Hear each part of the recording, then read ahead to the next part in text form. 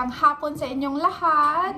Kumusta kayong lahat? So, ngayon is magluluto ako ng pork soup kasi yung anak ko gusto nila pork soup. Here's Isaiah. At saka, ito. Dapat bumili ako ng isa pa. Ang liit naman ito. At saka ito, with pork then, and then pork soup at saka rice. And ito with vegetables. So, alright, yung mga anak ko is tapos na sila nag-aral. Si Isaiah is, bago lang siyang gumising sa nap niya. So, active na active siya ngayon. Lalagay tayo ng ng rice sa ating container. Malapit na siyang mag-heal. So, maraming salamat sa concern, sa mga comments niyo dyan regarding sa aking sa ito. May nagsabi sa akin sa trabaho na dapat ganito, ganyan yung ilagay mo. So, ginawa ko yun. So, ngayon is nag-heal na siya. Diba sabi ko kahapon, the other vlog ko, na mag-grocery ako. Hindi pa ako naka-grocery ng vegetables. Yung nag-grocery ko lang is, karne. So, pork chop yung isasabaw ko, nasasabawin ko. Ako lang talagang magsasabaw ng pork chop. Mayroong buto. So, gusto kong buto sa pork chop. Okay. Itong dalawa is sa noodles.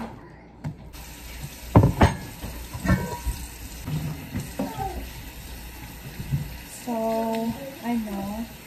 yung video ko is yesterday na-upload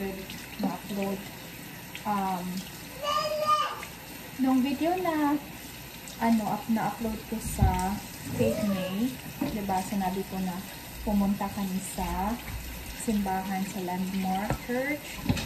At saka pumunta kami sa Cape May Zoo. Si Isaiah talaga, siya, na lumalakad na talaga siya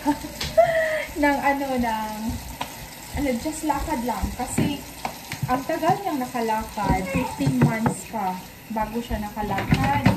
Ang dalawang anak ko is nakakalakad na sila, 9 months pa si Steven, I think, 9 months yun, until like, lumalakad na siya ng mabuti, is like 1 year na. Silang dalawa actually, silang dalawang Emmanuel at Steven. Si Isaiah is, parang, siya, behind siya sa paglakad.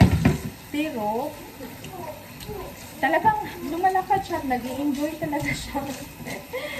So, nasayahan ako kasi before, akala ko na hindi na talaga siya, hindi siya lumalakad pa ba. At saka yung ibang bata na mas, lumalakad na sila. At saka yung baby ko hindi pa, pero okay lang. Okay lang siya, healthy siya. Mabuti siya mag-communicate kahit hindi pa siya nakakasalita. Okay, ito na yung yung pork.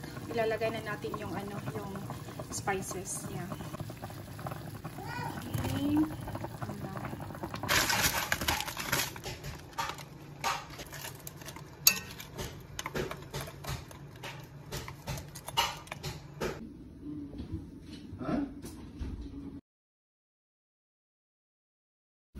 You know what happened to me this morning when I went to walk? Hello! Tapos na kami nag-dinner at saka yung asawa ko at saka yung dalawang anak ko is pumunta na sila sa kanilang hockey. Anyways, request talaga ito ng anak ko na actually, anak at saka yung asawa ko na gumawa ng chocolate cake. Gusto nila yung ube. Yung asawa ko nagre-request ng ube. Hindi kompleto yung ingredients ko. Anyway, I'm gonna make this. It's so easy. Kasi nasa box lang. isang cup ng water, half cup of vegetable oil, at saka 3 itlog first. 2 yan lang yung itlog ko, dapat 3, but that's alright.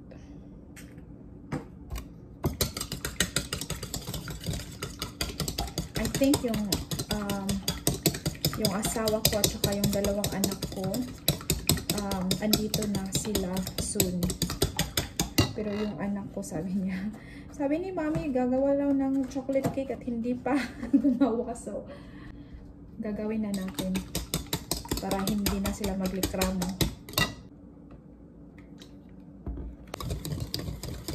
Okay, just one more of this. Stir pala, stir.